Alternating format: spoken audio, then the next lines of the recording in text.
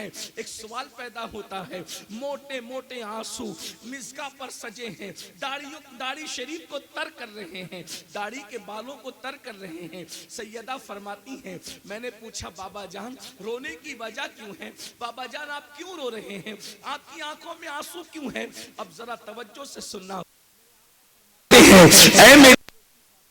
اے سیدہ اللہ اکبر، میں اس لیے رو رہا ہوں، رونے کی وجہ یہ ہے کہ جب میں معراج پر گیا تھا اور معراج پر جانے کے بعد میں نے جہنم کا مشاہدہ کیا، جب میں نے جہنم کو دیکھا تو میں نے جو مناظر دیکھے تھے وہ مناظر مجھے یاد آ رہے ہیں، یاد کر کے رو رہا ہوں۔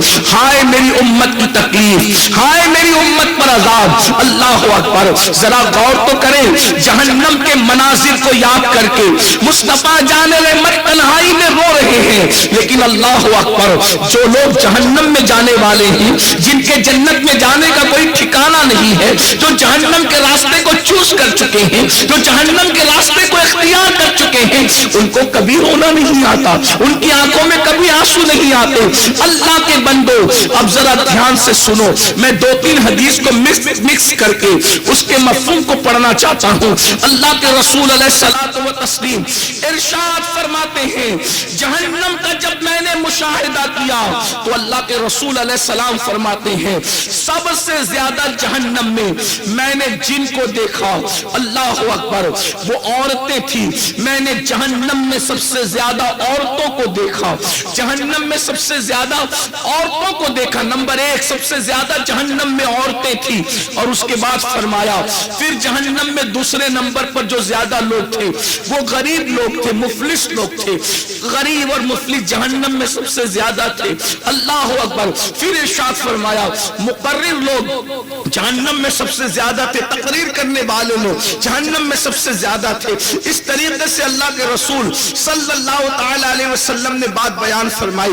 اب آپ سوچتے ہوں گے غریبوں کو جہنم میں کیوں ڈالا گیا ہے؟ اللہ اکبر، تو بات یاد رکھیں، کبھی کبھی غربت، مفلسی انسان کو کفر تک لے جاتی ہے۔ اچھی طرح یاد رکھنا، اس لیے غربت کی چکی سے نکلنے کی کوشش کرو، مفلسی کے چکر سے نکلنے کی کوشش کرو۔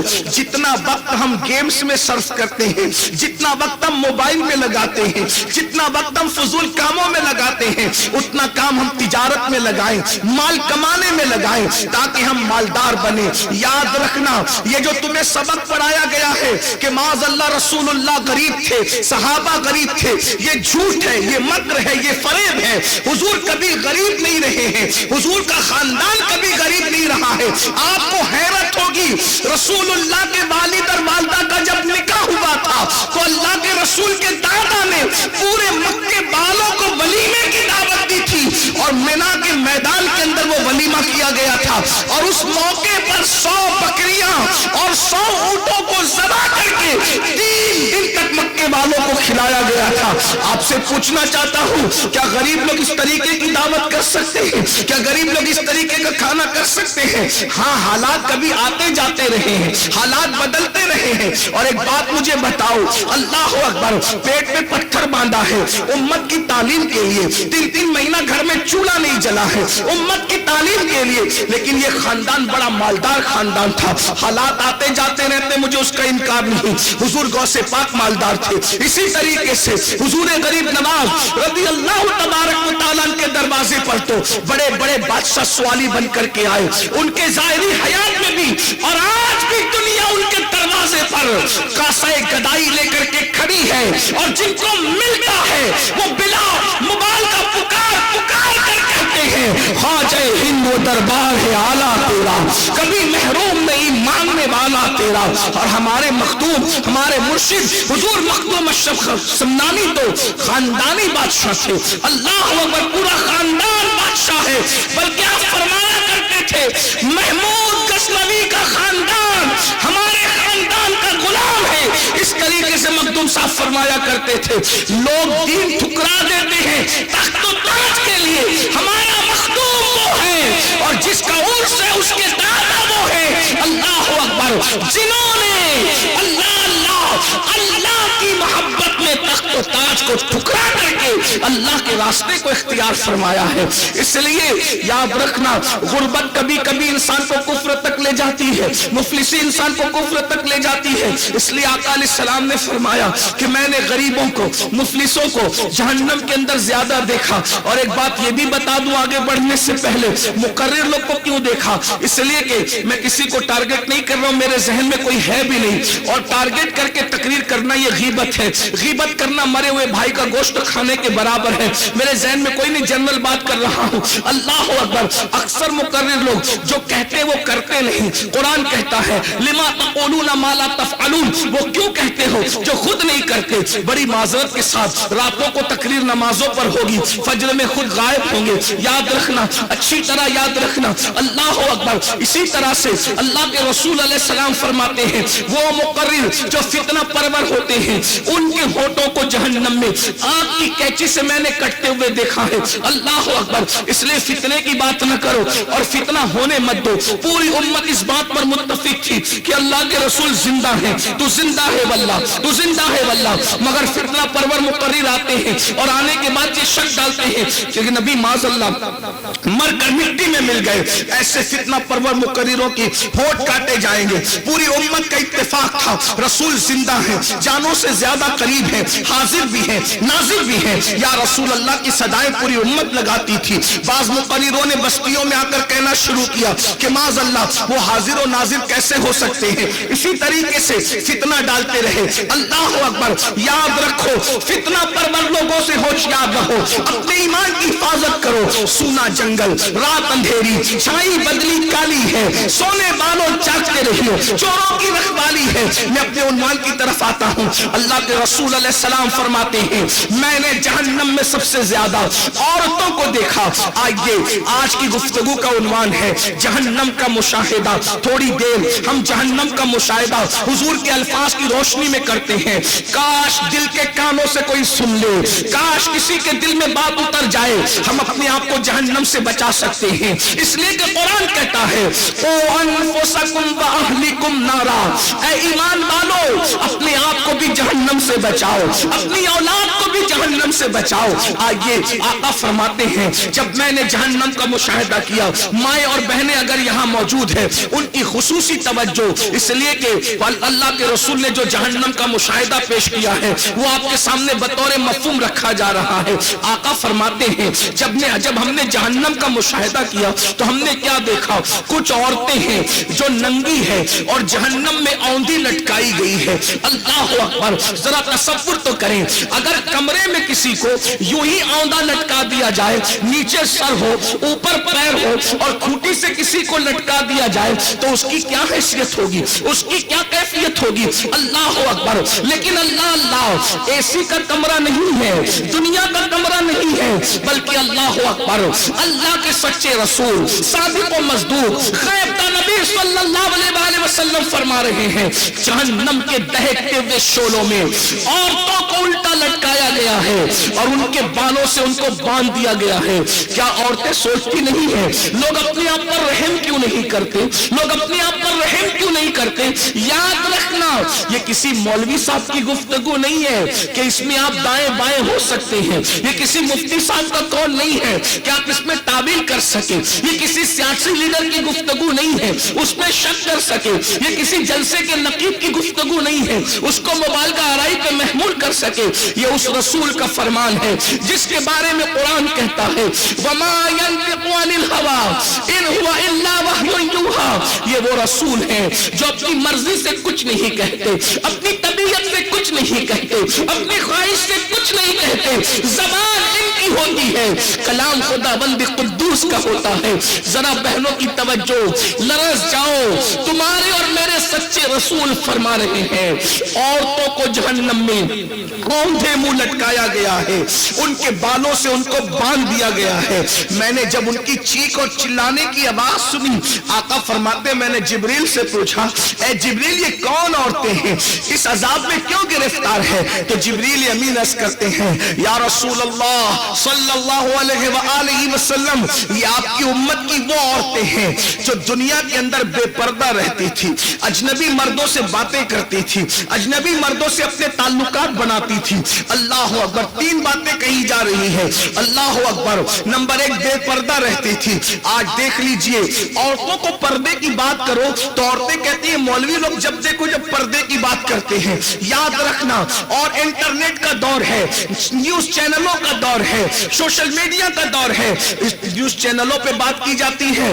कि औरतों को पर्दे में रखना जुल्म है, ये है, ज्यादती है। हम उनको कुछ नहीं कहते, इसलिए कि हम उनको कुछ कह भी नहीं सकते और हमें उनको कुछ कहना भी नहीं है। लेकिन मैं अपनी बहनों से कहता हूं, किस मजहब में औरत की क्या हैसियत है ये मजहब के लोग जाने।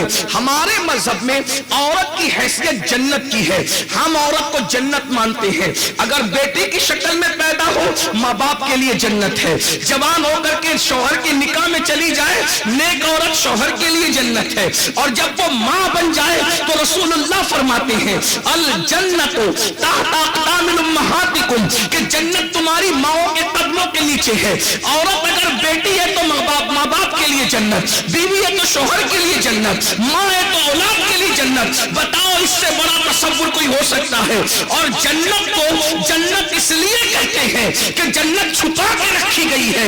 अल्लाह की आसमानों की जन्नत भी छुपी हुई है और हमारी जमीन की जन्नत औरत है, हम उसको भी छुपा करके रखते हैं। अल्लाह अकबर, हमारी औरत जन्नत है, जन्नत। किसके यहाँ क्या है? जब लोग अपनी बेटियों को जिंदा दफन कर रहे थे, उस वक्त रसूलुल्लाह ने फरमाया मैं मोहम्मद बेटियों का बाप बनकर के आया हूँ, जो बेटी की पैदाइश में खुशी करे, अच्छा नाम रखे, अच्छी तरबियत करे, अच्छे खानदान में उसका निकाह करे। बेटियों का बाप और मैं मोहम्मद जन्नत में इतने करीब होंगे जैसे ये 2 उंगलियां करीब है। किसी मजहब ने औरत को ये मकाम दिया हो तो बताओ, किसी मजहब ने औरत को ये मकाम दिया हो तो बताओ। अल्लाह के रसूल अलैहिस्सलाम फरमाते हैं जब सफर से आया करो कोई ना कोई तोहफा लाया करो, जब सफर से आया करो कोई ना कोई तोहफा लाया करो, और जब तोहफा लाया करो तो पहले बेटों को मत दिया करो, पहले बेटियों को दिया करो। हुजूर तोहफे के लिए फरमा रहे बेटियों को दिया करो, इसलिए कि अगर 3 बेटियां हैं, 1 बेटा है, बेटे की अहमियत ज्यादा होगी। आका फरमाते हैं तोहफा लाना तो पहले इकलौते बेटे को मत देना, बल्कि जो 3 बेटियां खड़ी है ना ममता की मूरत बनकर उनको देना। इसलिए कि आका फरमाते, क्या फरमाते, तवज्जो फरमाए, फरमाते बेटियों का दिल बड़ा नाजुक होता है, बेटियों का दिल बड़ा नाजुक होता है। पहले बेटे को देंगे और बेटी को बाद में देंगे तो बेटी का दिल टूट जाएगा। जिसने बेटी का दिल तोड़ दिया उसने मुझ मोहम्मद का दिल तोड़ दिया। अल्लाह अकबर। गौर फरमाए, जब लोग अपनी बेटियों को अपने हाथों से जिंदा दफन कर रहे थे, उस वक्त मेरे नबी अपनी बेटी सैयदा फातिमा की आमद पर उठ उठ करके खड़े हो रहे थे और फरमाते थे फिदा के उम्मी बाबी या फातिमा, फातिमा मेरे माँ बाप तुझ पर कुर्बान हो जाए। अंदाजा तो फरमाए, हुजूर ने ये बेटी की अहमियत बताई है, लेकिन अल्लाह अकबर, अंदाजा फरमाए आज कौम की बेटियां बेपर्दा घूम रही है, बेपर्दा है। याद रखना पर्दा किससे किया जाए? अल्लाह के रसूल ने फरमाया औरतें अपने नबी से भी पर्दा कर। बस ये एंड, इससे बड़ी बात मैं नहीं कर सकता। पर्दा किससे किया? तवज्जो फरमाए, पर्दा किससे? औरतें अपने नबी से भी पर्दा। अल्लाह के रसूल अलैहिस्सलाम ने अपने सामने औरतों को बेपर्दा आने नहीं दिया, पर्दे के हुक्म के बाद आने नहीं दिया। अब आपसे पूछता हूँ, औरतें बाज मकाम पर कहती है बड़ी होशियारी से मौलाना पर्दा तो आंख में होना चाहिए, मुंह पे पर्दा डालना कोई जरूरी नहीं। तो मैंने कहा क्या सहाबिया की आंखों में पर्दा न था?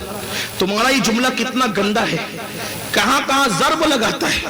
और मर्दों तुम्हें क्या हो गया, तुम्हें क्या हो गया? अल्लाह के रसूल अलैहिस्सलाम फरमाते शबे मेराज मैंने जन्नत के दरवाजे पे बहुत सी तहरीर पढ़ी। एक तहरीर ये भी थी कि अल्लाह ने जन्नत दय्यूस पर हराम कर दी, दय्यूसों पर जन्नत हराम है। صحابہ نے پوچھا حضور یہ دیوس کون ہے؟ فرمایا جس کے گھر کی عورتیں بے پردہ گھومتی ہیں اور وہ مرد منع نہیں کرتا، وہ دیوس ہے، دیوس۔ اللہ نہ اس کی نمازیں قبول کرتا ہے، نہ اس کی دعائیں قبول کرتا ہے، نہ اس کا نفل قبول کرتا ہے، نہ اس کا فرض قبول کرتا ہے۔ دیوس جہنم میں جائیں گے۔ ایک بھائی اگر اپنی بہن کو پردے میں نہیں رکھتا تو بھائی دیوس ہے، دیوس۔ میں نہیں، اللہ کے رسول کہہ رہے ہیں۔ شوہر اگر بیوی کو پردے میں نہیں رکھتا وہ دیوس ہے، دیوس۔ اللہ کے رسول کہہ رہے ہیں اس پہ جنت حرام ہے۔ اگر کوئی باپ اپنی بیٹی کو پردے میں نہیں رکھتا وہ دیوس ہے، دیوس، اس پر جنت حرام کر دی گئی ہے۔ اللہ اکبر۔ اور بہنوں کا کیا حال ہے؟ بے پردہ گھوم رہی ہے۔ اللہ اکبر۔ بلکہ اب تو حالات یہاں تک پہنچ گئے ہیں، یہاں کی بچیاں ایسی نہیں ہوگی لیکن پورے ملک کے بلکہ پوری دنیا کے تناظر میں بات کی جا رہی ہے۔ اب تو حالات یہ ہو گئے لڑکیاں لڑکوں سے تعلق قائم کریں، یہاں تک حالات پہنچ گئے، ناجائز تعلقات قائم کریں، لڑکے بھی لڑکیوں سے، لڑکیاں لڑکوں سے۔ فلموں کا دور ہے، سیریلوں کا دور ہے، ہنسنے کی بات نہیں ہے، بہت برا وقت آیا، ہم بہت نازک حالات سے گزر رہے ہیں۔ اور اب حالات اور تعلقات ایسا فیشن بن گئے کہ لڑکے اور لڑکیاں اب مسلمان سے تو تعلق اپنی جگہ ہے، مسلمان منکرین اسلام سے بھی تعلق قائم کر رہے ہیں، کافروں سے بھی رشتے قائم کر رہے ہیں۔ اللہ اکبر۔ افیئر ہو رہے ہیں، ناجائز تعلقات ہو رہے ہیں، بوائے فرینڈ بنائے جا رہے ہیں، گرل فرینڈ بنائے جا رہے ہیں۔ اللہ اکبر۔ یہ حالات ہیں، یاد رکھنا، اچھی طرح یاد رکھنا۔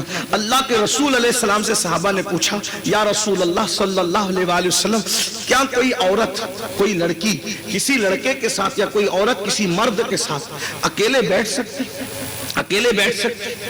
اللہ کے رسول نے فرمایا نہیں۔ دھیان سے سنیں، نہیں۔ صحابہ نے پوچھا اگر حضور عورت بھی نیک ہو اور مرد بھی نیک ہو، اس لیے کہ گنہگار کے ساتھ نہ بیٹھے کیونکہ خطرہ ہے گناہ کا، لیکن عورت بھی نیک ہو اور مرد بھی نیک ہو، دونوں نیک کے اکیلے ایک دوسرے کے ساتھ بیٹھ سکتے ہیں؟ اب حضور علیہ السلام کا جواب سنو۔ جلسہ روز سن رہے ہو تم لوگ، بدلتے نہیں، دین پر عمل نہیں کرتے، کیونکہ جلسوں کو فیشن بنا دیا، دل بہلانے کے لیے جلسے سن رہے ہو۔ اللہ کو جواب کیا دو گے؟ 200 کلومیٹر کا سفر طے کرتے ہو جلسہ سننے کے، چلو فلاں کو سنیں گے، فلاں ناکاں کو سنیں گے، فلاں مقرر کو سنیں گے، بدلتے کب ہو؟ اور نہیں بدلو گے تو سن لو، اللہ کا دردناک عذاب تمہارے لیے تیار ہے۔ ان بطش ربک لشدید، تیرے رب کی پکڑ بڑی سخت ہے۔ ان عذاب ربک لواقع ما لہ من دافع، تیرے رب کا عذاب واقع ہو کر رہے گا۔ اور یہ مت سمجھنا کہ مرنے کے بعد جو ہوگا دیکھا جائے گا، اگر نہیں سدھرو گے تو مرنے کے بعد جو عذاب ہوگا وہ ہوگا، لیکن اللہ کا عذاب دنیا ہی سے شروع ہو جاتا ہے۔ اور اللہ کے عذاب میں مبتلا ہو لیکن سمجھ نہیں پا رہے ہو، یہ جو راتوں کو سکون کی نیند نہیں آتی، یہ اللہ کے عذابوں میں سے ایک عذاب ہے۔ 80% مسلمانوں کا مسئلہ ہے سکون کی نیند نہیں آ رہی ہے، نیند کی گولیاں کھا کے بھی سکون کی نیند نہیں آ رہی، بستر پہ کروٹیں بدلتے ہیں، یہ اللہ کے عذابوں میں سے ایک عذاب ہے۔ بیٹی 30-35 سال کی ہو گئی، اچھا رشتہ نہیں آتا، یہ اللہ کے عذابوں میں سے ایک عذاب ہے۔ اولاد جوان ہو کر کے غداری کر رہی ہے، نافرمانی کر رہی ہے، اللہ کے عذابوں میں سے ایک عذاب ہے۔ قرآن کہتا ہے وَمَا أَصَابَكُم مِّن مُّصِيبَةٍ فَبِمَا كَسَبَتْ أَيْدِيكُمْ، کہ تم پر جو بھی مصیبت آتی ہے وہ تمہارے گناہ کی وجہ سے۔ اس آیت کریمہ کی تفسیر میں اللہ کے رسول علیہ السلام نے یہاں تک فرمایا کہ مومن کو، مسلمان کو کانٹا بھی چبھتا ہے اپنے گناہ کی وجہ سے، مسلمان کا چراغ بھی بند ہوتا ہے اس کے گناہ کی وجہ سے، حتیٰ کہ تمہارے بدن پہ جو کھجلی بھی آتی ہے وہ تمہارے گناہ کی وجہ سے، تمہاری آنکھ جو پھڑکتی وہ تمہارے گناہ کی وجہ سے، حتیٰ کہ تمہارے کپڑوں پہ جو داغ اور دھبے لگتے ہیں وہ بھی گناہ کی وجہ سے۔ یعنی اگر مسلمان گناہ کرنا چھوڑ دے کبھی اس کو کانٹا بھی نہیں چبھے گا، مسلمان اگر گناہ کرنا چھوڑ دے کبھی اس کو ٹھوکر بھی نہیں لگے، ٹھوکر بھی لگتی ہے، کانٹا بھی چبھتا ہے گناہ کی وجہ سے، حتیٰ کہ کتے بھی اگر ہم پر بھونکتے ہیں تو گناہ کی وجہ سے۔ آپ کیا سمجھتے ہیں؟ گناہ کیا سمجھتے ہیں؟ آپ سمجھتے اس سے یہ ہو گیا بدن پہ کھجلی بھی آ رہی ہے تو گناہ کی وجہ سے۔ اسی لیے بزرگوں کا طریقہ تھا، ٹھوکر لگتی تھی تو پیر بعد میں دیکھتے تھے، پہلے اللہ کی بارگاہ میں توبہ کرتے تھے کہ میں نے گناہ کیا ہے اسی لیے مجھے ٹھوکر لگی۔ یہ بات میں اپنی طرف سے نہیں کہہ رہا ہوں، داتا علی حجویری رحمت اللہ علیہ فرماتے ہیں ہم بارش ہو رہی تھی، ہم اور ہمارے پیر و مرشد جا رہے تھے، سارے پیر بھائی ساتھ میں تھے، مرشد آگے تھے، سب پیچھے تھے، ہمارے جوتے کیچڑ میں بھر گئے، ہمارے کپڑے کیچڑ میں بھر گئے، ہمارے مرشد کے کپڑے اور جوتے کیچڑ میں نہیں بھرے، جبکہ راستہ ایک ہی تھا۔ ہم نے مرشد سے پوچھا، مرشد اسی راستے سے ہم بھی آئے، اسی راستے سے آپ بھی آئے، ہمارے کپڑے گندے ہو گئے، آپ کے نہیں ہوئے؟ تو آپ نے جواب دیا، بیٹا گناہ کرنا چھوڑ دو، نہ تمہارے کبھی جوتے میلے ہوں گے نہ تمہارے کپڑے میلے ہوں گے۔ غور فرمائیے، گناہ کو کیا سمجھ رہے ہو؟ گناہ کو کیا سمجھ رہے ہو؟ جہاں گناہ ہے وہاں فنا ہے، جہاں گناہ ہے وہاں بربادی ہے۔ تو عرض یہ کر رہا تھا، آج سیریلوں کو دیکھ کر، فلموں کو دیکھ کر لڑکے لڑکیوں سے ناجائز تعلقات قائم کر رہی ہیں، اور لڑکیاں لڑکوں سے، بلکہ یہ بات کہتے شرم آتی ہے لیکن ضرورت ہے، مجبور ہیں، کیا کریں؟ نشتر جو لگاتا ہے وہ دشمن نہیں۔ کسی ڈاکٹر کو کبھی اچھا نہیں لگتا کہ کسی کے بدن کو کاٹے، لیکن مجبور ہوتا ہے، اگر وہ اوزار نہیں چلائے گا تو آپریشن کیسے کرے گا؟ اس لیے میں کوئی تقریر نہیں کر رہا ہوں، میں درد دل پیش کرنے بیٹھا ہوں۔ آج 16 17 سال کے لڑکے اور لڑکیاں شادی سے پہلے وہ سب کچھ کر بیٹھتے ہیں جو شادی کے بعد ہونا چاہیے، سب گنوا دیتے ہیں، الا ماشاءاللہ 80% یہ قوم کے مسائل۔ ماں باپ رو رہے ہیں، شریف ماں باپ چھپ چھپ کے رو رہے ہیں، اولاد کیا کہاں چلی گئی، کس راستے پہ چلی گئی، انٹرنیٹ کے جنگل نے کس راستے پہ ڈال دیا، اور قوم کی بیٹیاں آج ناجائز تعلقات تک پہنچ گئی۔ انہیں احساس ہی نہیں ہے کہ جس مذہب کا تقدس یہ ہے کہ اللہ کے رسول علیہ السلام سے پوچھا گیا، یا رسول اللہ، ایک مرد اور ایک عورت اگر آپس میں بیٹھنا چاہے اور اگر وہ نیک ہو تو کیا نیک مرد نیک عورت کے ساتھ بیٹھ سکتا ہے اکیلے میں؟ تو آقا فرماتے ہیں اگر وہ عورت مریم کی طرح ہو، مریم ہو، اور وہ مرد یحییٰ کی طرح نیک ہو، تو میں مریم اور یحییٰ کو بھی قرآن پڑھنے پڑھانے کے لیے ایک ساتھ اکیلے بیٹھنے کی اجازت نہیں دے سکتا۔ آج ہے ہماری بیٹیوں میں کوئی مریم، آج ہمارے بیٹوں میں کوئی معاذ اللہ معصوم ہے یحییٰ علیہ السلام کی طرح؟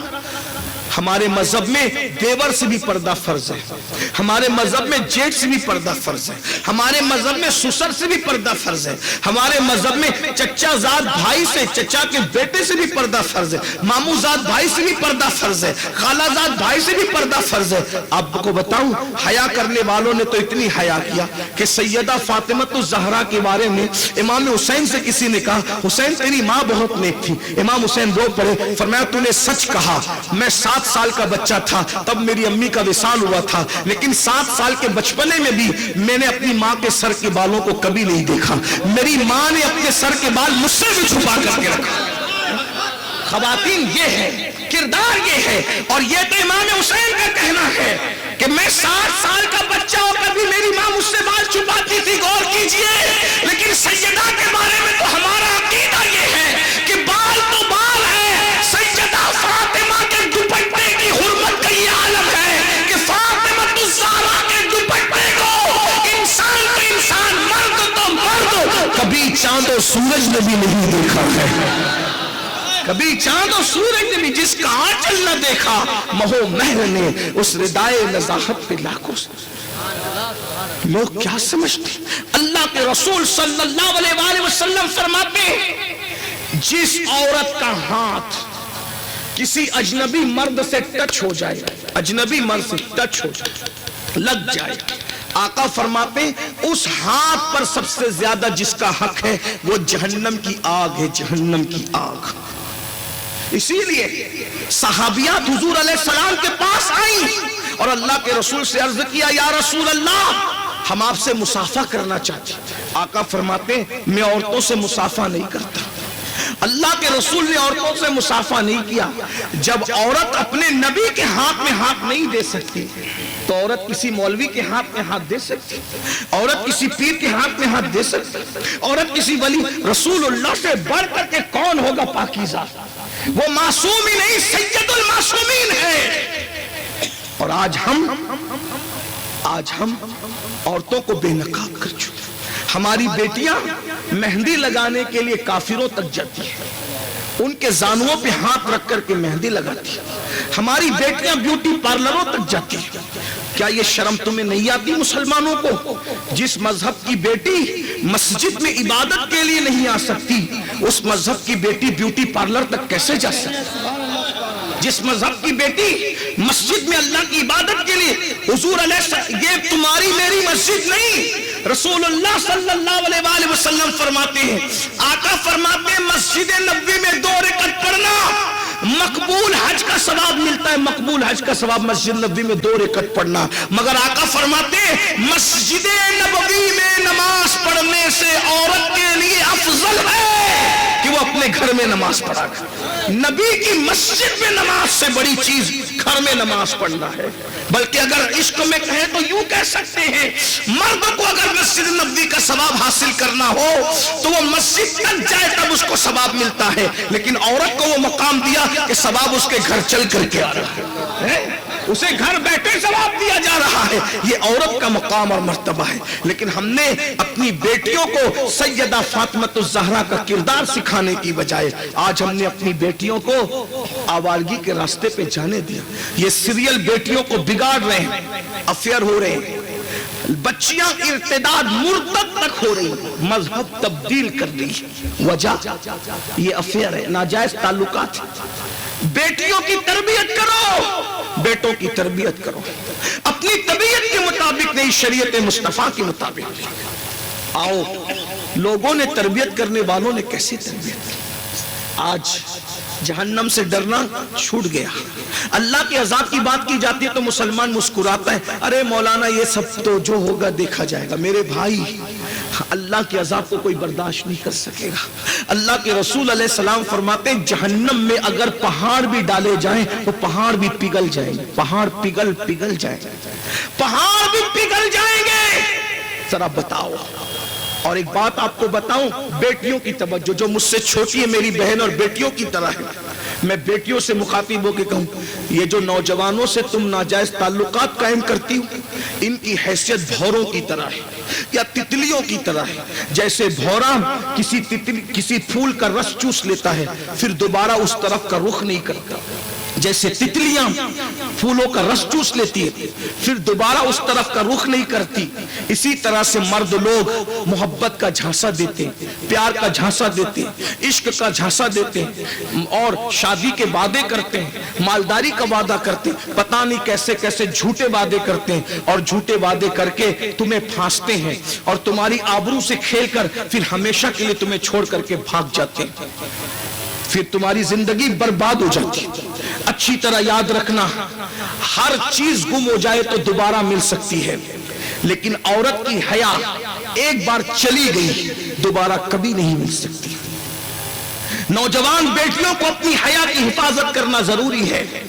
حیا کسی بازار میں خریدنے کی چیز نہیں ہے، غیرت کسی شرم کسی بازار میں خریدنے کی چیز نہیں ہے. عورتوں کو اپنی عزت کی حفاظت کرنا چاہیے.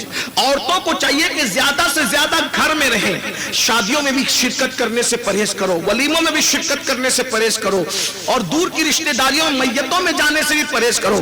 عورت جتنا گھر میں رہے گی اتنا زیادہ اس کی عزت محفوظ رہے گی. ایک ام المومنین کے پاس کچھ عورتیں آئی اور آنے کے بعد کہتی ام المومنین کہتے رسول اللہ کی بیویوں کو.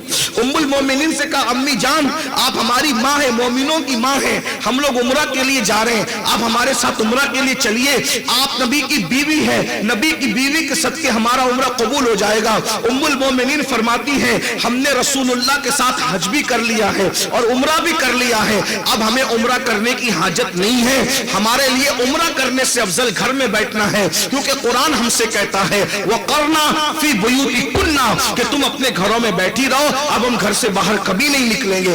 ہمیں عمرہ نفل عمرہ سے زیادہ افضل اپنی عزت کو چھپا کر کے اپنی عزت کی حفاظت کے لیے گھر میں بیٹھنا افضل ہے. یہ ان کی سوچ تھی، یہ ان کی فکر تھی. آج لڑکیاں فیس بک پہ بیٹھ کے اپنے رشتے خود طے کر رہی، جو دانشمند لوگ ہیں، اور لڑکے بھی ایسے ہی کر رہے ہیں. جو دانشمند لوگ ہیں وہ کہتے ہیں بھائیو انٹرنیٹ پر آرڈر مت دیا کرو، کیونکہ انٹرنیٹ والے دکھاتے کچھ ہے بھجاتے کچھ. اکثر ایسے ہی ہوتا ہے، اکثر ایسی.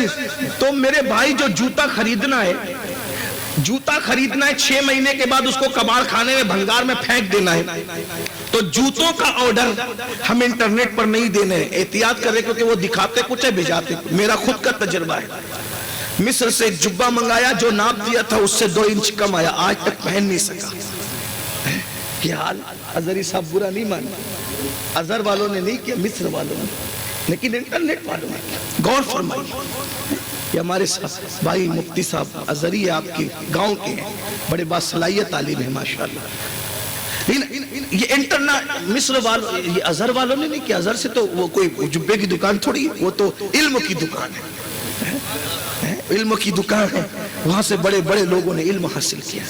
لیکن مصر میں دکانوں کا یہ حال ہے، انٹرنیٹ کا یہ حال ہے، دکھاتے کچھ ہے بھیجاتے کچھ ہے۔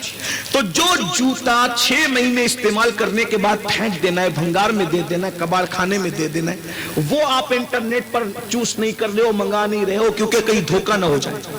تو جس کو زندگی کا ساتھی بنانا ہے وہ انٹرنیٹ پر کیسے طے کر رہے ہیں؟ 6 مہینے میں بدل دو گے، 6 سال میں بدل دو گے، 10 سال میں بدل دو گے؟ ذرا غور تو کیجئے کیا حالات ہو گئے ہیں۔ اس لیے ہوش کے ناخون لو۔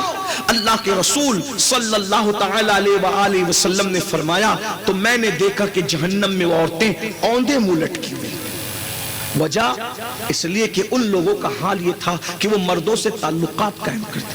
اور ایک بات آپ کو اور بتاؤں، اگر کوئی عورت متقی بن جائے اور متقی بن کر صرف اپنی عزت اور آبرو کی حفاظت کرے تو وہ عورت ولایت کی اس منزل پر فائز ہو جاتی ہے کہ وہ جس کو دعا دے دیتی ہے وہ بھی ولی بن جاتا ہے۔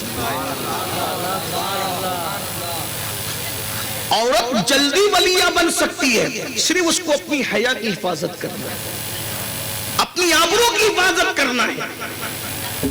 میں اپنی بہنوں کو بتاؤں، چھوٹے چھوٹے معاملے پر پھسل جانا، غربت کے چکر میں آ کر مالدار مردوں کی طرف للچائی ہوئی نظر سے دیکھنا۔ یہاں کی عورتیں ایسی نہیں ہیں، ہمارے ملک ہندوستان کی عورتیں ایسی نہیں، لیکن انٹرنیٹ کی وجہ سے پوری دنیا میں بات جاتی ہے، اس لیے یہ بات کہی جاتی ہے۔ ورنہ آپ یہ نہ سمجھے کہ ہمیں کہنے، آپ کو نہیں کہنے، آپ تو بہت عزت دار ہیں۔ لیکن جیسے ویکسین لگائی جاتی ہے نا، بیماری سے پہلے ٹیکہ لگایا جاتا ہے حفظ ما تقدم کے تحت، احتیاط کے تحت، ویسے میری تقریر آج کی ویکسین کے طور پر ہے کہ آگے جو ہونے والا ہے پہلے سے، اللہ کرے ہم رہے نہ رہے تو یہ تقریریں موجود رہے، آگے پھر 100 سال کے بعد 50 سال کے بعد کسی قوم کو یہ کام آئے، کیونکہ آگے کے حالات بیٹیوں کے کتنے بگڑ سکتے ہیں۔ لیکن جن تک یہ آواز پہنچنی اللہ ان تک یہ آواز پہنچا دے۔ زندگی برباد ہے ان لوگوں کی جو ناجائز تعلقات اور پھر غیر مسلموں سے شادیاں کرنا اور مرتد ہونا، استغفر اللہ۔ رہ کیا جاتا ہے؟ حضور کا گھر چھوڑ کے مت جاؤ، یہ اسلام حضور کا گھر ہے۔ دنیا ہمیشہ کی نہیں ہے، یہ 2 دن کی دنیا ہے۔ اس دنیا کے اندر کون رہا جو ہم رہیں گے؟ ارے شوہر کب تک جیے گا کوئی گارنٹی ہے؟ ہاتھوں کی مہندی چھوٹنے سے پہلے عورتیں بیوہ ہوئی ہے، یہ تاریخ ہے۔ 6 مہینے کی دلہنیں بیوہ ہوئی، یہ تاریخ ہے۔ ارے 1 رات کی دلہن بھی بیوہ ہوئی ہے، یہ تاریخ ہے۔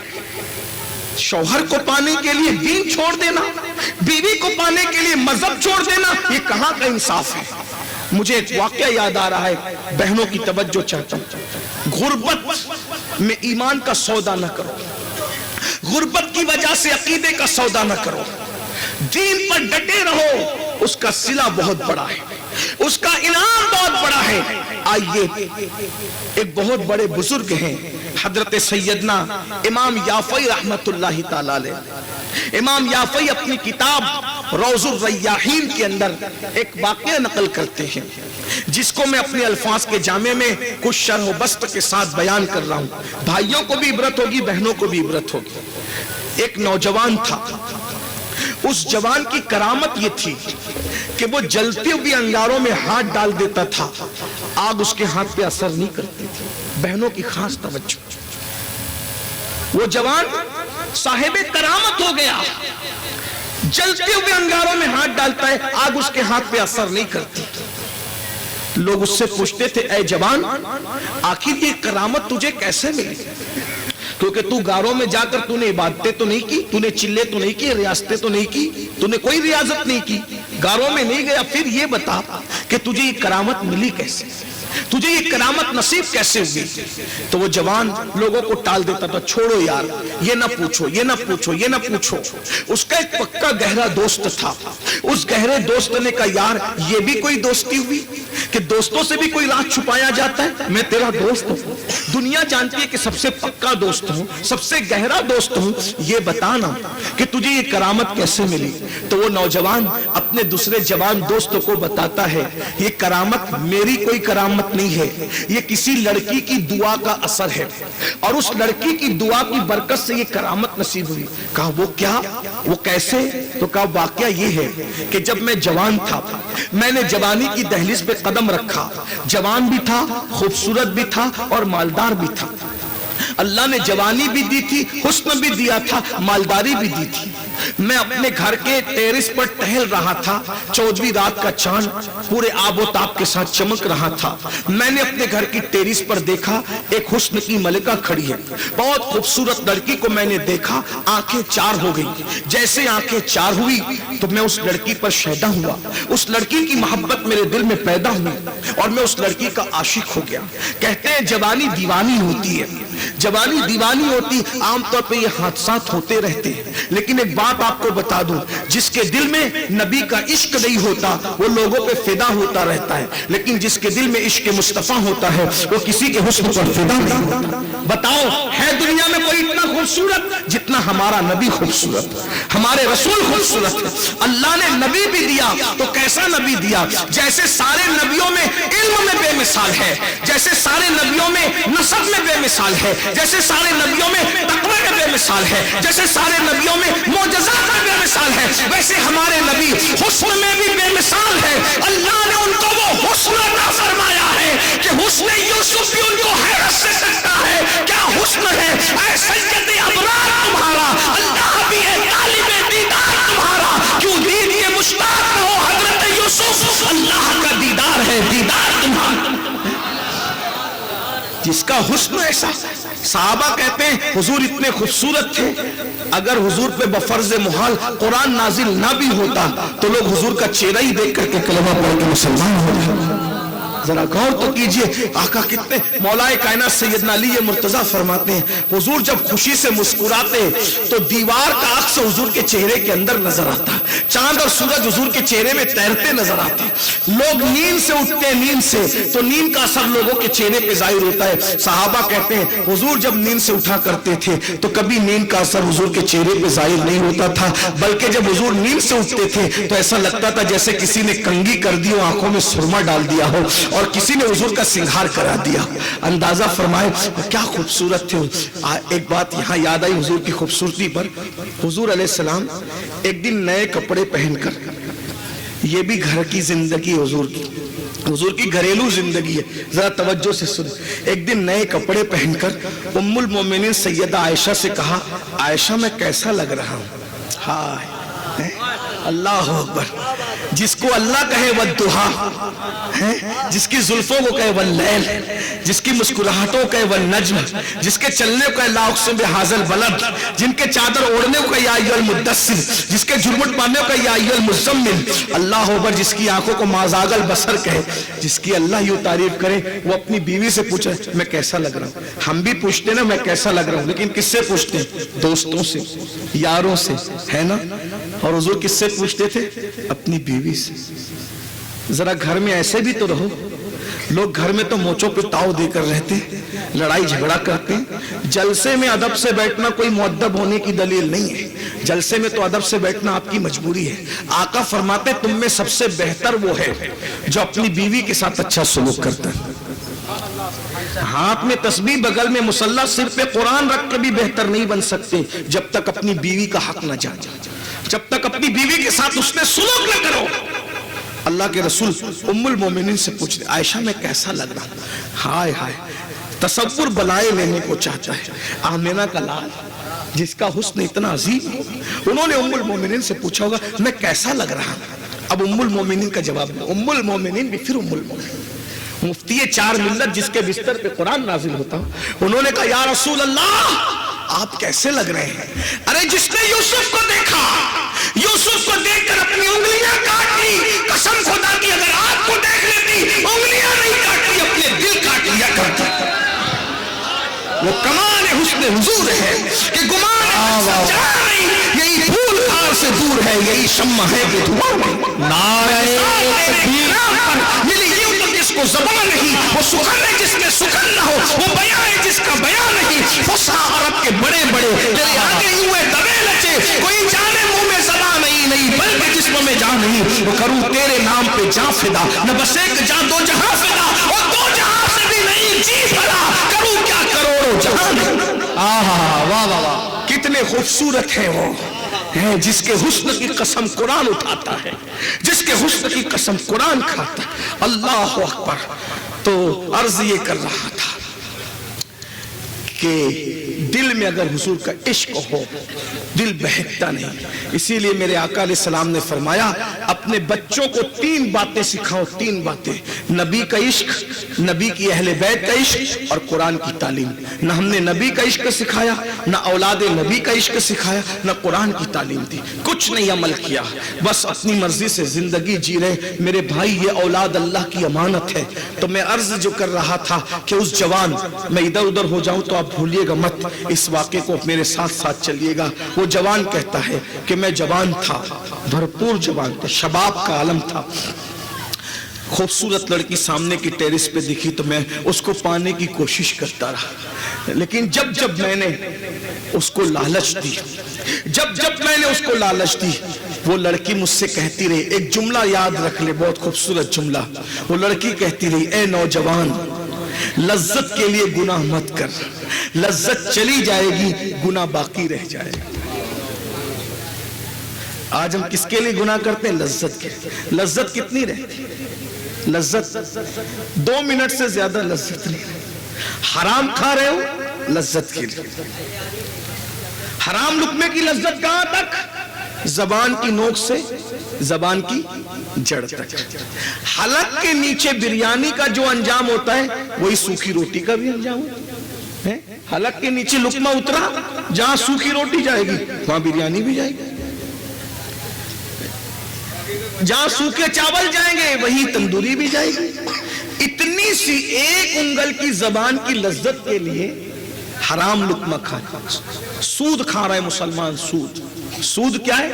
حدیث پاک آقا علیہ السلام فرماتے ہیں سود کھانے والا، ایک لقمہ سود کھانے والا اور ماں کے ساتھ 36 مرتبہ زنا کرنے والا دونوں برابر ہے۔ ایک لقمہ سود کا کھانا اور ماں کے ساتھ 36 بار زنا کرنا برابر ہے۔ سود کھانا کعبے میں زنا کرنا برابر ہے۔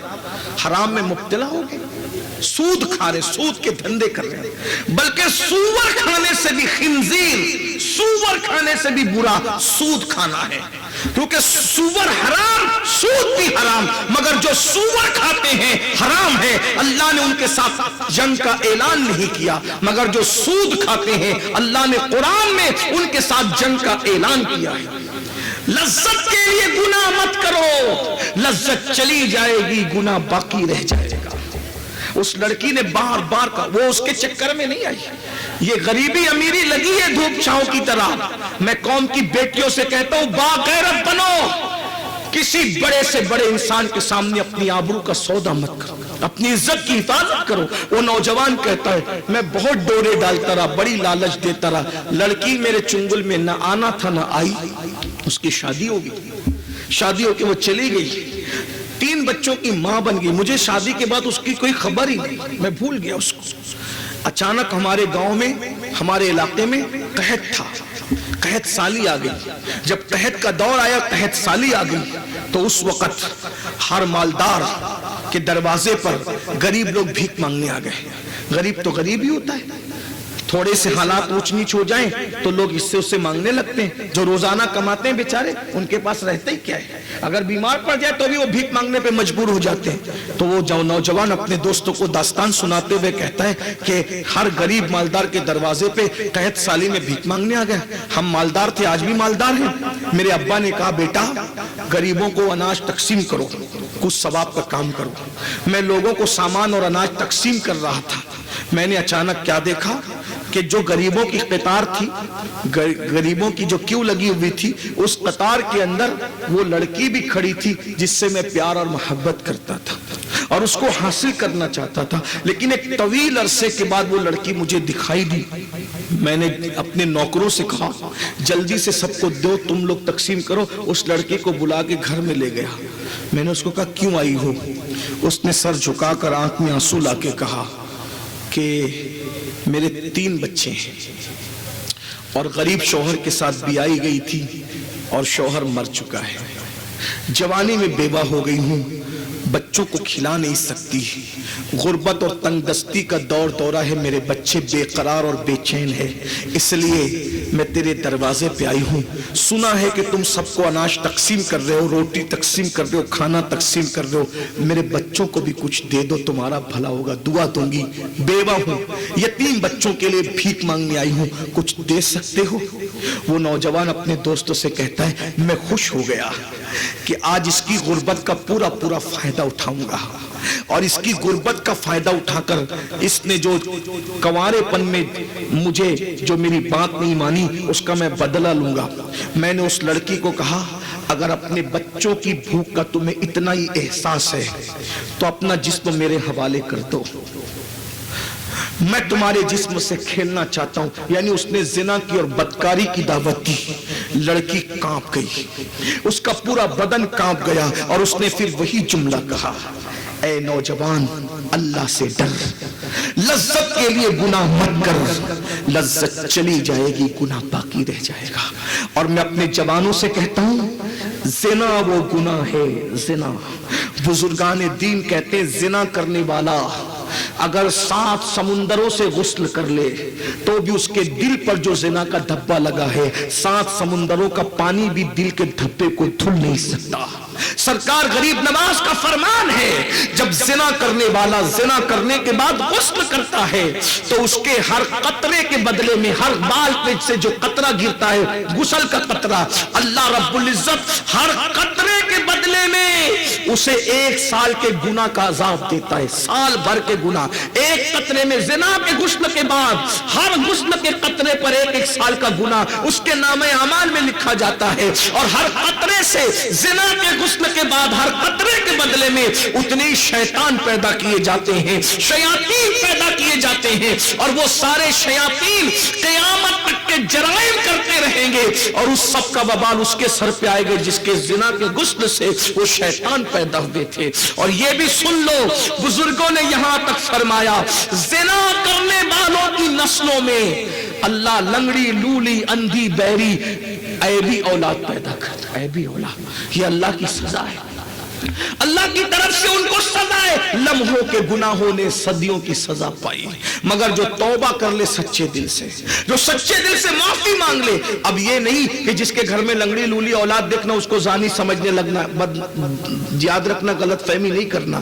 98% لوگوں کو بطور سزا لنگڑی لولی عیبی اولاد دی جاتی ہے اور 2% لوگوں کو بطور امتحان دی جاتی ہے۔ یہ فیصلہ آپ اور میں نہیں کریں گے کہ کس کو کیوں ایسی اولاد ہوئی۔ یاد رکھو میری قوم کے جوانوں، آپ زنا کرنے کے لیے نہیں ہو، کسی لڑکی کی زندگی سے مت کھیلو۔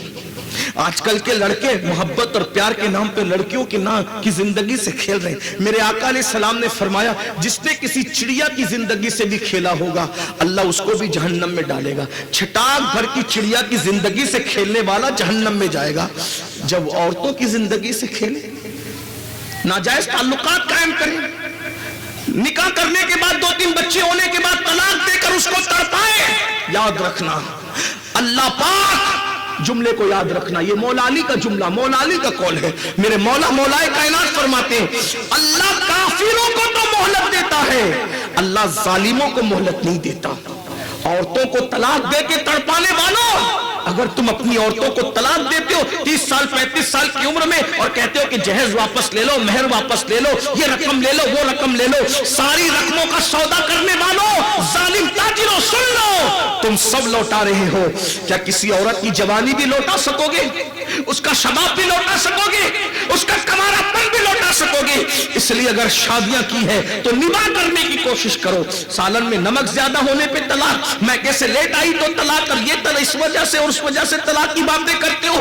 ظالموں, اللہ پاک ظالموں کو مہلت نہیں دیتا. جب جب کوئی طلاق یافتہ لڑکی اپنے بستر پہ تڑپے گی, اللہ کا عرش کانپ کانپ جائے گا.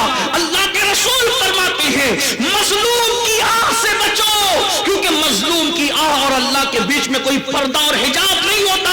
مظلوم جب روتا ہے تو اللہ کا عرش کانپنے لگتا ہے. اس لیے کسی پہ ظلم نہیں کرنا. یہاں ساس بھی بیٹھی ہوگی, یہاں بہویں بھی بیٹھی ہوگی. میرا پیغام عرض کرنا چاہتا ہوں, ساس بہو پہ ظلم نہ کرے, بہو ساس پہ ظلم نہ کرے, اس لیے کہ اللہ ظالموں کو مہلت نہیں دیتا. اللہ ظالموں کا کو انجام تک پہنچاتا ہے.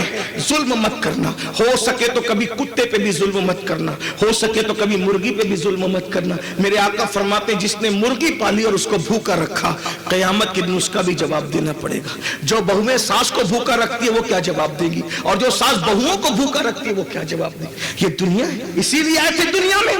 اسی لیے مرغے کو یہ بھوکا نہیں رکھ سکتے, کتے کو بھوکا نہیں رکھ سکتے, بلی کو. حدیث پاک ہے ایک عورت نے بلی پالی اور اس کو باندھ کے رکھا اور اس کو کھانا نہیں دیا, اور وہ نماز بھی پڑھتی تھی, روزے بھی رکھتی تھی, نیک تھی. بندے بندے بلی بھوکی مر گئی. آقا فرماتے وہ جہنم میں جائے گی. غور کیجئے, بلی کو بھوکا رکھنے والی عورت نماز کے باوجود جہنم میں جائے گی. تو جو بہو کو بھوکا رکھے, اور جو بہو ساس کو بھوکا رکھے, جو بھاوج ننند کو بھوکا رکھے, جو ننند ساس جو ہے وہ بھاوج کو بھوکا رکھے, کیا چل رہا ہے؟ دین کہاں ہے؟ دین کس کی زندگی میں؟ داڑھی ٹوپی اور صرف چند چیزوں میں دین مقید ہو گیا؟ نہیں, دین پورا دین ہے, اسلام پورا اسلام ہے. ارے ہمارا مذہب تو یہ کہتا ہے خود بھوکے رہ کر اوروں کو کھلاؤ. یہ کیا نہیں, یہ کیا نہیں ہے کہ فاقوں میں غریبوں کو کھلانے والے ایسے ہوتے ہیں محمد کے گھرانے والے. کیا حضور شیخ اعظم کی زندگی کو نہیں دیکھتے؟ شیخ اعظم غریب پرور پیر کا نام ہے. شیخ اعظم غریب پرور پیر کا نام ہے. جنہوں نے ان کو دیکھا ہے جانتے ہیں کہ عرس کے موقع پر اگر کوئی بہار سے آ رہا ہے, کوئی گجرات سے آ رہا ہے, اور جن کے گھر قیام رہتا ہے یا جن سے ملنا جلنا اور غریب ہے, چپکے سے نذرانے کا لفافہ ان کے ہاتھ میں دے کر کہا وہ فلاں کو پہنچا دینا اور فلاں کو پہنچا دینا. یاد رکھنا ایسے غریب پرور لوگ آج ہمارے درمیان سے اٹھ گئے. عرض کیا کر رہا تھا, اللہ اکبر. اس جوان نے اس لڑکی سے کہا, اے لڑکی, تیرے 3 بچوں کی بھوک اگر تجھے عزیز ہے تو اپنے جسم پہ مجھے قبضہ دے دے, کنٹرول دے دے. میں تو جو کہے گی تو اناج ہی نہیں دوں گا, صرف تیرے قدموں میں دولت کا انبار لگا دوں گا. بتا تجھے کیا چاہیے, بس ایک ہی شرط ہے, اپنا خوبصورت جسم میرے حوالے کر دے. لڑکی نے کیا جواب, اے جوان اللہ سے ڈر, لذت کے لیے گناہ مت کر, لذت چلی جائے گی گناہ باقی رہ جائے گا. پھر کیا ہوا؟ اس جوان نے کہا اس کو مجبور کرنے کے لیے, اس کو مجبور کہ اگر تو اپنا جسم میرے حوالے نہیں کرے گی میں تیری کوئی مدد نہیں کروں گا. وہ لڑکی غریب تھی لیکن باغیرت تھی. میری قوم کی بیٹیوں سے بھی کہنا چاہتا ہوں, دیکھو اس طرح کی غیرت سیکھو, یہ غیرت ہوتی ہے. وہ واپس چلی گئی, وہ واپس چلی گئی, لیکن اپنے بچوں کی بھوک کے سامنے اس نے اپنی آبرو کا سودا نہیں کیا, نہیں کیا آبرو کا سودا. یہاں تو زیور کے لیے, موبائل کے لیے, بائک پہ گھومنے کے لیے آبرو کا سودا کر دیا جاتا ہے. پھر کیا ہوا, جب گھر لوٹی تو دیکھا چھوٹے چھوٹے بچے, ننھے بچے بھوک سے بلک رہے. ایک بچہ اپنی ماں سے کہتا ہے, امی لے آئی کھانا. ماں کا کلیجہ کیسے چیر گیا ہوگا. میں ان ماؤں کو کیا بتاؤں کہ ممتا کسے کہتے ہیں. ایک باپ بتائے گا ماں کو ممتا کیا ہے. ماں جتنا ممتا سمجھ سکتی ہے کوئی نہیں سمجھ سکتا. ننھے 3 بچوں میں سے ایک بچے نے کہا, ماں لے آئی کھانا. ماں نے کہا نہیں بیٹا. تو ایک بچہ ماں سے کہتا ہے, ماں بھوک برداشت نہیں ہوتی, یا تو ہمیں مار ڈالو گلا دبا کے, یا ہمارے لیے کھانے کا انتظام کرو. غور کیجئے یہ کیسا مقام ہے. ماں ہوتی, ماں ہوتی, ماں صرف ماں ہوتی, ماں کے سوا کچھ نہیں ہوتی. ماں کی ممتا بے مثال ہوتی. ماں اگر چڑیا اور مرغی ہو, اپنے منہ کا دانہ توڑ کے ماں اپنے بچے کو کھلاتی ہے. ماں اپنے بچوں کی خوشی کے لیے اپنی ہر خوشی کو قربان کر دیتی. ماں اپنا پورا شباب نچوڑ دیتی ہے بچوں کو جوان کرنے کے لیے۔ ماں ہوتی، ماں صرف ماں ہوتی، ماں کی طرح کائنات میں کوئی نہیں ہے۔ اللہ نے ماں کے سینے میں وہ ممتا دی ہے کہ ماں سب قربان کر کے بچوں کی خوشی چاہتی ہے۔ ماں ہوتی ہے جو بچوں کو گیلے پہ سلانا گوارا نہیں کرتی، یہ سوچ کے کہ میرے بچے کو سردی ہو جائے گی۔ ماں سردی کی طویل راتوں میں بچوں کے پیشاب پہ سوتی ہے اور اپنے بچوں کو سینے پہ سلاتی ہے۔ ماں نیند قربان کرتی ہے۔ جو اتنے بڑے جوان ہو کے بیٹھے ہو نا، یہ کسی ماں کی قربانی کا نتیجہ ہے، یہ کسی باپ کی قربانی کا نتیجہ ہے۔ مگر آج افسوس، ہم نے اپنے ماں باپ کو چھوڑ دیا۔ آج ماں باپ کے ساتھ کیا سلوک ہو رہا ہے؟ گھر کی کہانی، ہر گھر کی کہانی۔ مسلمانوں، سیریلوں اور فلموں میں دیکھ کر کتوں کو چوم رہے ہو، کتوں کو چوم رہے ہو، اور جنہیں چومنا چاہیے تھا انہیں گھر کے باہر نکال دیا۔ آج کے مسلمان کتے اور بلی پال کے، کتے بلی کو اپنی بغل میں لے کر نرم گدوں پہ سو رہے، اور ماں باپ کو گھر سے باہر نکالا۔ کسی کے ماں باپ بہن کے گھر پڑھ رہے ہیں، کسی کے ماں باپ پڑوسی کے یہاں پڑھ رہے ہیں، کسی ظالم بدنصیب بیٹے کا باپ مسجد کے زینے پہ بیٹھ کے بھیک مانگ رہا ہے۔ کسی کی ماں محلے کی عورتوں کی خوشامد کرتی ہے کہ آدھی روٹی اس کو کھانے مل جائے۔ ماں نے اسی لیے پالا تھا، باپ نے اسی لیے پالا تھا۔ بتاؤ آج سب سے وفا کر رہے ہو، ماں باپ سے کب وفا کرو؟ ماں باپ کی اہمیت جانو۔ میں نے پورے ملک میں کہا، بہنوں سے بھی بیٹیوں سے بھی کہتا ہوں، پورے ملک میں کہتا ہوں، کسی خوبصورت سے خوبصورت انسان کو دیکھ کے وہ ثواب نہیں مل سکتا جو ماں باپ کے جھرری پڑے ہوئے چہروں کو دیکھ کر کے ملتا ہے۔ ماں باپ کے چہروں کو دیکھنے سے مقبول حج کا ثواب ملتا ہے۔ اگر 50 بار ماں باپ کو پیار سے دیکھو، 50 مقبول حج ثواب ملے گا۔ 100 بار دیکھو، 100 بار مقبول حج کا ثواب ملے گا۔ اپنے ماں باپ کو چھوڑ دیا، وہ آپ کی جنت اور جہنم ہے۔ جوان ہو کر ماں باپ کو ڈانٹتے ہو۔ جب کسی پکنک پر جاتے ہو تو ہوٹل میں چائے پیتے ہو، ہر دوست کے جیب میں ہاتھ جاتا ہے، میں بل دوں گا، یہی نا، دوستوں پہ خرچ کرنے کے لیے میں دوں گا۔ اور اگر ماں باپ بیمار پڑ جائے تو بھائی دوا خانے میں جھگڑا کرتے ہیں، تو بل دے اور تو بل دے اور تو بل دے۔ یہ قیامت کی نشانیوں میں سے نشانی ہے۔ میرے آقا نے فرمایا لوگ باپ سے زیادہ اپنے دوستوں سے پیار کریں گے۔ یہ قیامت کی نشانیوں میں سے نشانی۔ دوست تو ناراض ہو، گوارا نہیں ہے، کیسے اس کا ہاتھ پکڑ کے مناتے ہو۔ کبھی باپ کو بھی ایسے منایا، کبھی باپ کو بھی ایسے منایا۔ ارے باپ تو وہ ہے، آقا فرماتے ہیں تمہارے ماں باپ راضی ہے تو تم سے اللہ بھی راضی ہے، تمہارے ماں باپ ناراض ہے تو تم سے اللہ بھی ناراض ہے۔ سب کی دعا حاصل کرنے کے لیے منت اور سماجتیں کرتے ہو۔ ہے کسی کی دعا کا وہ مقام جو ماں باپ کی دعا کا مقام ہے؟ میرے آقا علیہ الصلوۃ والتسلیم نے فرمایا دعا والدہ لولدہ کا دعائی لکم، تمہارے باپ کی دعا تمہارے حق میں ایسی ہے جیسے مجھ محمد کی دعا میری امت کے لیے ہے۔ یعنی آقا بتا رہے کہ مجھ محمد کی دعا رد نہیں ہوتی، ویسے ہی تمہارے باپ کی دعا تمہارے حق میں رد نہیں ہوتی۔ اور یہاں تک فرمایا کسی کے لیے پوری کائنات مل کر کے دعا کرے، اکیلی ماں اس کے لیے بد دعا کرے، پوری کائنات کی دعا رد کر دی جائے گی، ماں کی بد دعا قبول کر لی جائے گی۔ پوری کائنات مل کر کسی کے لیے بد دعا کرے، اکیلی ماں اس کے لیے دعا کرے، کائنات کی بد دعا رد کر دی جائے گی، ماں کی دعا قبول کر لی جائے گی۔ اتنی اوتھینٹک دعا، اتنی پرضمانت دعا، اتنی مقبول دعا، وہ دعائیں چھوڑ کر کس کس کے پیچھے بھاگتے ہو؟ ہم لوگوں کے ہاتھ چومنے والوں کبھی اپنے ماں باپ کے بھی ہاتھ چومتے ہو؟ ہم لوگوں کو نذرانے دینے والوں کبھی اپنے ماں باپ کو بھی نذرانے دیتے ہو؟ افسوس، بدل گئے مسلمانوں تم۔ ماں کی بد دعا لے کر کسی کی دعا تمہیں فائدہ نہیں پہنچائے گی، باپ کو تڑپا کر کسی کو خوش کرنا تمہیں فائدہ نہیں پہنچائے گا۔ میں ناکھاں کو نذرانہ دینے کا مخالف نہیں، دو، حضور کی سنت ہے۔ حضور کے پاس تو جو سب سے قیمتی چیز ہوتی تھی حضور ناکھاں کو وہ دیتے تھے۔ حضور علیہ السلام نے برد یمانی پہنائی صحابہ کو جنہوں نے نعتیں پڑھی۔ لیکن ایک بات پوچھتا ہوں، نعتوں پہ لٹانے والوں کیا باپ پہ بھی کبھی ایسے لٹایا ہے؟ کبھی ماں پہ بھی ایسے لٹایا ہے؟ دوستوں کو گفٹ دینے والوں کبھی اپنے ماں باپ کو بھی گفٹ دیا ہے؟ لڑکیوں سے ایک ایک گھنٹہ ناجائز تعلقات کی بنیاد پہ بات کرتے ہو، ماں انتظار کرتی ہے میرا بیٹا میری خیریت تو پوچھ لے۔ کوئی پوچھتا ہے خیریت؟ کلکتہ، دلی، سعودی، دبئی کمانے گئے 24 گھنٹے گزر جاتے ہیں، بلکہ کئی مہینے گزر جاتے ہیں، ماں بچوں کو تو یاد کرتے لیکن بچے کبھی ماں باپ کو ایک فون کر کے خیریت نہیں پوچھتے. یہی دین یہ یاد آئے گی جس دن یہ خوبصورت چہرے، چوٹی پڑے ہوئے چہرے جو مقبول حج کا سبب بنتے ہیں، جس دن یہ ماں باپ دنیا سے چلے جائیں گے، اس دن تمہیں یہ بہت یاد آئیں گے. لیکن اس وقت پچھتاؤ گے. قدر نعمت باد زوال. میری قوم کے جوانوں، ماں باپ کو ڈانٹنے والوں، ماں باپ کی بد دعائیں لینے والوں، ماں باپ کو گھر سے نکالنے والوں، ماں باپ کو ذلیل کرنے والوں، ماں باپ سے اونچی آواز سے باتیں کرنے والوں، جس دن یہ قبروں میں چلے جائیں گے تم پچھتاؤ گے. اس وقت تم دعائیں کرو گے کہ یہ خواب میں نظر آئے، مگر یہ چہرے کبھی تمہیں خواب میں بھی نظر نہیں آتے. بلکہ ایک بات میں آپ کو بتاؤں، مجھے اور تمہیں کیا ماں باپ یاد آئیں گے؟ اللہ ہمارے ماں باپ کو لمبی عمر دے.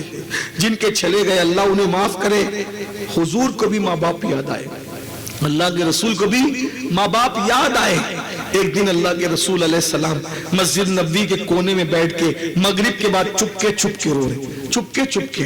صحابہ حضور کو تک رہے تھے. صحابہ نے حضور کو روتے دیکھا، صحابہ بھی رو پڑے. قریب آ گیا، حضور کو گھیر لیا. سرکار سے پوچھا، آقا رونے کی کوئی وجہ نہیں معلوم، آپ کیوں رو رہے ہیں؟ رونے کی وجہ کیا ہے؟ آقا فرماتے ہیں آج میری امی سیدہ آمنہ کی مجھے یاد آ گئی.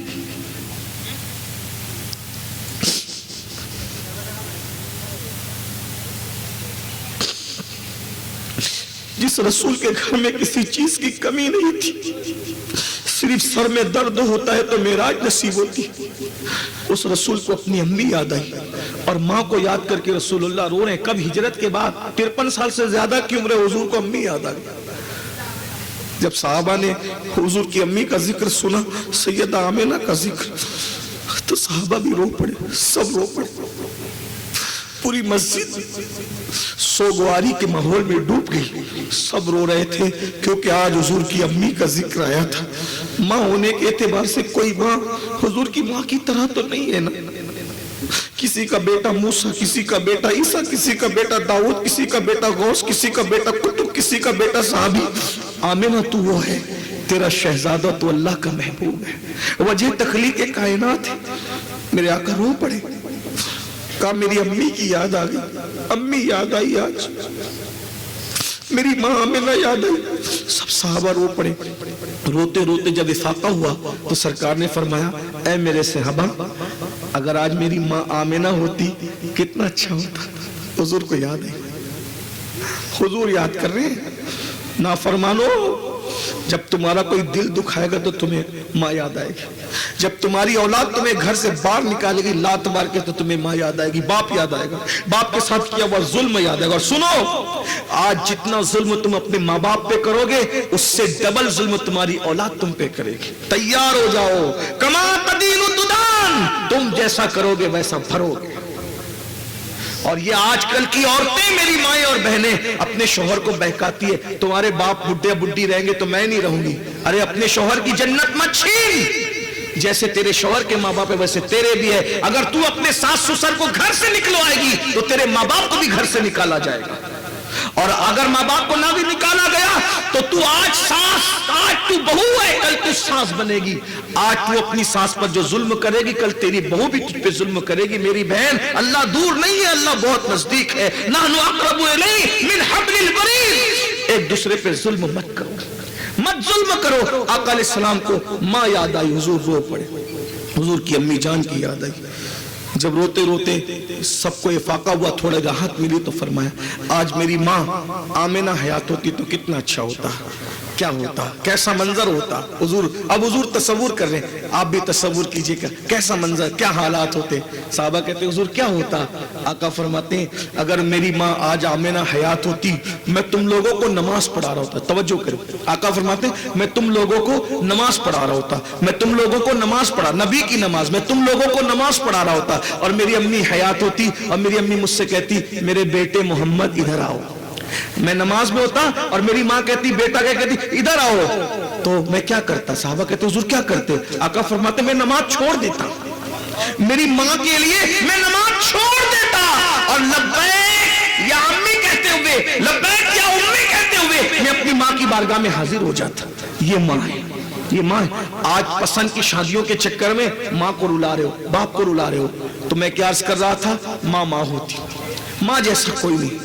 اس لڑکی نے، اس نوجوان لڑکی نے جب اپنے بچوں کو بلکتے دیکھا بھوک سے، اور ایک بچے نے کہا ماں یا تو کھانے کا انتظام کرو یا پھر ہمارا گلا گھونٹ کر ہمیں مار ڈالو. اس ماں کی ممتا تڑپ گئی، مچل گئی ماں. اور اس ماں نے کہا آج میں زنا کر لوں گی. اب توجہ، بہت نازک موڑ پہ یہ بات آ گئی. اس ماں نے کہا دل ہی دل میں آج میں زنا کر لوں گی، آج میں بدکاری کر لوں گی، بچوں کی جان بچا لوں گی. میرے بچوں کی جان بچ جائے گی پھر میں توبہ کر لوں گی. توبہ کرو تو اللہ معاف کر دیتا ہے. یہ شیطان کا بڑا مکر ہے، شیطان کا بڑا فریب ہے میرے بھائی، بڑا فریب ہے شیطان کا. شیطان وسوسے ڈالتا ہے. کیا وسوسہ؟ ارے گناہ کر لو بعد میں توبہ کر لینا. میرے بھائی کس نے گارنٹی دی کہ توبہ کی مہلت ملے گی؟ اگر گناہ کرتے کرتے موت آ گئی تو اللہ کو کیا منہ دکھاؤ گے؟ اگر گناہ، زندگی کوئی بھروسہ ہے؟ کوئی تقریر کرتے کرتے مر گیا، کوئی کھاتے کھاتے مر گیا، کوئی سوتے سوتے مر گیا، کوئی بیت الخلا کرتے کرتے مر گیا. اللہ کی پناہ، اللہ کی پناہ. اللہ سے دعا کرو اللہ کبھی غفلت والی موت نہ دینا، تیری ناپسندیدہ موت نہ دینا. اللہ موت دے تو حالت سجدہ میں دے، مدینہ منورہ میں دے، محبوب کے قدموں میں دے، بقیع میں 2 گز زمین عطا فرما، تیری پسندیدہ موت عطا فرما. اللہ اکبر. کیوں؟ اس لیے کہ جو جس حالت میں مرے گا اسی حالت میں وہ اٹھایا جائے گا. اس لڑکی نے سوچا چلو گناہ کر لیتے بعد میں توبہ کر لیں گے. نکلی گھر سے اسی سوچ سے بعد میں توبہ کر لیں گے. جیسے ہی گئی اس نے پھر کمرے میں بلایا. کیا سوچا؟ مدد کر دے میری، بہت دعا دوں گی تجھے، میں تیری کوئی مدد نہیں کروں گا. اپنا جسم میرے حوالے کر ورنہ میں تیری کوئی مدد نہیں کروں گا. اس نے اس نوجوان کو دیکھ کر کے کہا. اب وہ سوچ رہی تھی کہ میں ہاں کر دوں. جیسے ہی ہاں کرنے کے لیے سوچا اس کے دل میں جو اللہ کا ڈر اور خوف تھا وہ ٹھاٹے مارنے لگا. اس کا رونگٹا کھڑا ہو گیا اور اس نے سوچا اللہ دیکھ رہا ہے، اللہ دیکھ رہا ہے، اللہ دیکھ رہا ہے. اس نوجوان سے کہا اے نوجوان، اللہ دیکھ رہا ہے، اللہ دیکھ رہا ہے. سب دروازے تو نے کھڑکی بند کر دی، ایک دروازہ اللہ اور بندے کے درمیان کھلتا ہے، اس کو کوئی بند نہیں کر سکتا. اللہ دیکھ رہا ہے. اللہ سے ڈر. لذت کے لیے گناہ مت کر، لذت چلی جائے گی، گناہ باقی رہ جائے گا. نوجوان نے کہا کچھ بھی ہو میں تیرے ساتھ زنا کروں گا، بدکاری کروں گا تو ہی تیری مدد کروں گا ورنہ نہیں کروں گا. اس لڑکی نے کہا سن، ایک ایک بچے کو بھوک سے مرتا ہوا، تڑپ کر مرتا ہوا دیکھ لوں گی، لیکن اللہ کی نافرمانی نہیں کروں گی. میں جا رہی ہوں اور واپس بھی نہیں آؤں گی. یہ اس غریب لڑکی کا تقویٰ تھا، پرہیزگاری تھی. وہ گھر چلی گئی اور سنت فاطمی ادا کرتے ہوئے سر سجدے میں رکھ کے کہا اللہ تو نے چونچ دیا ہے، تو دانے کا بھی انتظام کر لے. تیرا تو وعدہ ہے نا، تو نے وعدہ کیا ہے کہ جو مجھ سے ڈر کے گناہ چھوڑ دے گا میں اس کو ایسی جگہ سے روزی دوں گا جہاں اس کا گمان بھی نہیں جائے گا. ابھی یہ دعا کر ہی رہی تھی کہ دروازے پہ دستک ہوئی. سجدے سے سر اٹھایا، دروازہ کھولا تو وہی نوجوان کھڑا تھا ساز و سامان لے کے. لڑکی نے کہا اب کیوں آیا ہے ظالم پاپی، کیوں آیا ہے؟ میں تو تیرا گھر چھوڑ کر کے آ گئی. اس نوجوان نے کہا میرا دل بدل گیا. جب تو غریب ہو کر اللہ سے اتنا ڈرتی ہے تو ہمیں مالدار ہو کر اللہ سے کتنا ڈرنا چاہیے. یہ ساز و سامان میں لایا ہوں، لے لو، قبول کر لو. لڑکی نے کہا رک ابھی نہیں. پھر اس نے سجدہ شکر ادا کیا اور سجدے سے سر اٹھا کر میرے پاس آ کے کہا اے اللہ اگر یہ نوجوان اپنے دعوے میں سچا ہے تو میں دعا کرتی ہوں دکھی دل سے کہ اس پر جہنم کی آگ بھی حرام کر دے اور اس پر دنیا کی آگ بھی حرام کر دے. میری دعا ہے، ایک غریب بندی کی دعا، ٹوٹے ہوئے دل کی دعا ہے، اس پر جہنم کی آگ بھی حرام کر دے اور دنیا کی آگ بھی حرام کر دے. اور اس نے وہ سامان مجھ سے لے لیا. وہ نوجوان اپنے دوستوں کو کہتا ہے میرے بھائی یہ اسی لڑکی کی دعا کا اثر ہے کہ اللہ نے مجھے یہ کرامت دے دی. کیا میں آگ میں ہاتھ ڈالتا ہوں تو آگ میرے ہاتھ پہ اثر نہیں کرتی. امید ہے، 2 دعا دی تھی، جہنم بھی حرام دنیا بھی حرام، تو دنیا کی آگ تو حرام ہو گئی. امید ہے کہ انشاءاللہ جہنم کی آگ بھی حرام مجھ پر ہوگی. آپ مجھے بتائیں ایک لڑکی اگر اپنی آبرو بچائے، متقی بن جائے، پرہیزگار بن جائے تو اس کی دعا میں اتنا اثر ہو جاتا ہے، اس کی دعا میں اتنی تاثیر پیدا ہو جاتی ہے کہ وہ جس کو دعا دیتی ہے اس کو کرامت مل جاتی ہے، تو خود اس کی اپنی کرامت کی شان کا عالم کیا ہوگا جس نے تقوی اختیار کیا، پرہیزگاری اختیار کیا۔ اپنی گفتگو سمیٹتے ہوئے بس آخری بات کرنا چاہتا ہوں، زندگی میں کبھی کوئی موقع ہے، زندگی میں کبھی کوئی موقع ہے گناہ کرنے کا، کبھی کوئی موقع ہے گناہ کرنے کا، یہ سوچنا اللہ دیکھ رہا ہے۔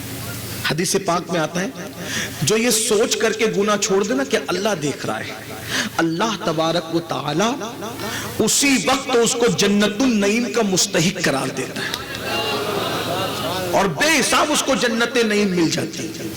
اللہ دیکھ رہا ہے، اللہ دیکھ رہا ہے۔ کاروں میں سفر کرتے وقت دل چاہے چلو یار گانا سنتے ہیں، سوچو اللہ دیکھ رہا ہے۔ اگر اللہ نہ کرے اسی حالت میں ایکسیڈنٹ ہو گیا تو کیا ہو سکتا ہے؟ پوسیبل، مرتے ہیں لوگ رستے میں، چہرے پہ سے جو داڑیاں مڈا کر گٹروں میں پھینکواتے ہو، ہم میں سے کوئی بندہ اللہ کا عذاب برداشت کرنے کی طاقت نہیں۔ جب پہاڑ پگھل جائیں گے جہنم میں تو بتاؤ کیا؟ آج نماز سے بھی ہم کوسوں دور، اتنی بڑی تعداد میں، بارش کے بعد بھی آپ اتنی بڑی تعداد میں، ہزاروں کی تعداد میں مائیں اور بہنیں بھی سب بیٹھی، کتنے لوگ عشاء پڑھ کے آئے، کتنے جا کے فجر پڑھے گئے؟ سوچیے، نماز چھوڑ دی، عبادت چھوڑ دی۔ حضور شیخ اعظم کے عرس میں آنے والوں، شیخ اعظم اس ولی کا نام ہے جس نے سفر میں بھی کبھی نماز نہیں چھوڑی، سفر میں بھی گاڑیاں رکوا کر نماز پڑھتے تھے، سفر میں بھی ٹرینوں میں نماز پڑھتے تھے۔ ہمارے بزرگوں کا قدم ہم نے چھوڑ دیا، ہم نے اپنے بزرگوں کا طریقہ چھوڑ دیا۔ تو میں بات جو سمیٹتے ہوئے کر رہا ہوں، اینڈ پر سب بھائیوں کی بہنوں کی توجہ، جب گناہ کرنے کو دل چاہے سوچو کہ اللہ دیکھ رہا ہے، اللہ دیکھ رہا ہے۔ زندگی میں کبھی ایک گناہ یہ سوچ کر کے چھوڑ دینا کہ اللہ دیکھ رہا ہے۔ سب کی عزت کرتے ہو نا، اپنے اللہ کی بھی تو عزت کرتے ہو، اور سب سے زیادہ عزت کا حقدار کون ہے؟ اللہ ہی تو ہے۔ وما قدر اللہ حق قدری، تم نے اپنے اللہ کی ایسی قدر نہیں کی جیسا قدر کرنے کا حق تھا۔ اللہ دیکھ رہا ہے، اور یہ تصور کہ اللہ دیکھ رہا ہے ہماری زندگی کو بدلتا ہے، ہماری زندگی میں انقلاب پیدا کرتا ہے، ہماری زندگی میں تبدیلی پیدا کرتا ہے۔ ترمذی شریف کی ایک حدیث ہے، اس کو بیان کر کے میں بات پوری کر رہا ہوں، لیکن اس حدیث کو میں اپنے الفاظ کے جامع میں بیان کروں گا بطور مفہوم، تاکہ بچے بھی سمجھ جائیں، بہنیں بھی سمجھ جائیں، کم پڑھے لکھے لوگ جو ہم جیسے آتے ہیں وہ بھی سمجھ جائیں۔ اللہ کے رسول کو یہ واقعہ اتنا پسند تھا، جو واقعہ میں بیان کرنے جا رہا ہوں، جو حدیث میں آیا ہے، اتنا پسند تھا کہ حضرت عبداللہ ابن عمر کہتے ہیں کہ میں بچہ تھا، بچپنے میں بھی کم و بیش 7 مرتبہ یہ واقعہ رسول اللہ نے مجھے سنایا۔ یعنی بچے کو 7 مرتبہ سنایا تو بڑے صحابہ کو کتنا سنایا ہوگا؟ بہت پسند تھا یہ واقعہ۔ اور حضور فرماتے ہیں صلی اللہ علیہ وآلہ وسلم کہ بنی اسرائیل میں ایک جوان تھا، اس کا نام کفل تھا، کفل نام کا ایک جوان تھا۔ میں بطور مفہوم اپنے الفاظ کے جامع میں پڑھ رہا ہوں۔ کفل نام کا وہ جوان تھا، اور وہ جوان پاپی تھا، مجرم تھا۔ کچھ لوگ ہوتے ہیں دولت ملتی ہے تو عیاش ہو جاتے ہیں، آوارہ ہو جاتے ہیں، وہ آوارگی کرتا تھا، بلکہ اپنے الفاظ میں سمجھانے کے لیے کہوں، وہ اتنا بڑا عیاش تھا، روز زنا کرتا تھا، اور زنا روز کرتا تھا، وہ بھی کیسے؟ ہر دن نئی لڑکی کی تلاش کرتا، ہر دن نئی لڑکی کی تلاش۔ ایک دن وہ اپنے شکار کی تلاش میں نکلا تھا، کوئی لڑکی مل جائے خوبصورت تو اس کا اپنا شکار مل جائے۔ جیسے ہی وہ نکلا، اور نکلنے کے بعد اس نے کیا دیکھا؟ سامنے سے محلے کی خوبصورت لڑکی آ رہی، حسین و جمیل لڑکی آ رہی۔ اس نے لڑکی کو دیکھا، وہ لڑکی پریشان تھی، مجبور تھی، وہ مجبور تھی، پریشان تھی، وہ لوگوں سے قرضہ مانگ رہی تھی، میری مدد کر دو، میں پریشان ہوں، میری مدد کر دو، لیکن کسی نے اس کو قرضہ ورزہ دیا نہیں۔ اب کفل خوش ہو گیا، جب اس کی کوئی مدد نہیں کر رہا ہے میں مدد کروں گا اور اس کی مجبوری کا پورا فائدہ اٹھاؤں گا۔ اس لڑکی کو چند سکوں کی ضرورت تھی، اس لڑکی کے دامن میں اس نے 60 دینار ڈال دی یا درہم ڈال دی، چند کی ضرورت تھی 60 ڈال دیے۔ لڑکی تشکر کے لہجے میں اس نوجوان کو دیکھنے لگی، کفل کو۔ مولا کائنات فرماتے ہیں انسان احسان کا بندہ ہوتا ہے، انسان احسان کا بندہ ہوتا ہے۔ اللہ اکبر۔ وہ لڑکی نے جیسے تشکر کی نظر میں کفل کو دیکھا، کفل نے کہا میں نے تجھ پہ جو احسان کیا ہے اس کا کوئی بدلہ میں نہیں چاہتا، بس اتنا چاہتا ہوں تھوڑی دیر چل کے تم میرے کمرے میں بیٹھ جاؤ پھر چلی جانا۔ اب چونکہ اس نے درہم دینار لے لیے تھے، احسان تلے دب گئی تھی، انکار نہیں کر سکتی تھی۔ بس یہاں رک کر بات آگے بڑھانے سے پہلے چند جملے درد دل کے طور پر سن لیجئے۔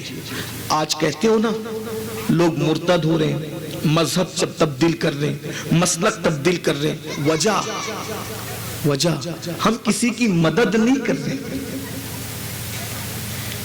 ہم ظالم ہیں، ظالم۔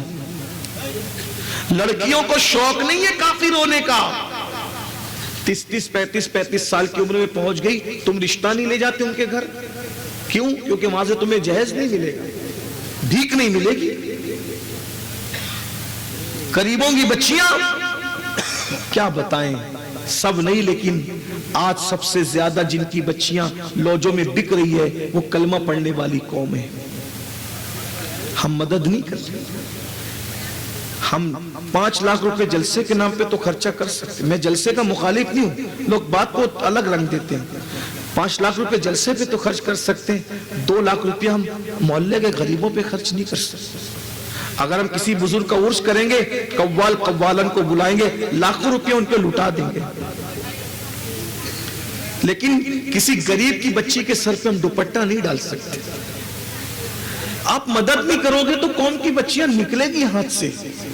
آپ اپنے آپ میں ڈوب کے سوچو میرے بھائی، ہم اتنے خود غرض ہو چکے، ہم اپنی سگی بھتیجیوں پہ توجہ نہیں کرتے، ہم اپنی سگی بھانجیوں پہ توجہ نہیں کرتے، ہم اپنی بہنوں پہ توجہ نہیں کرتے۔ میرے بھائی آپ کس کی مدد کرو گے؟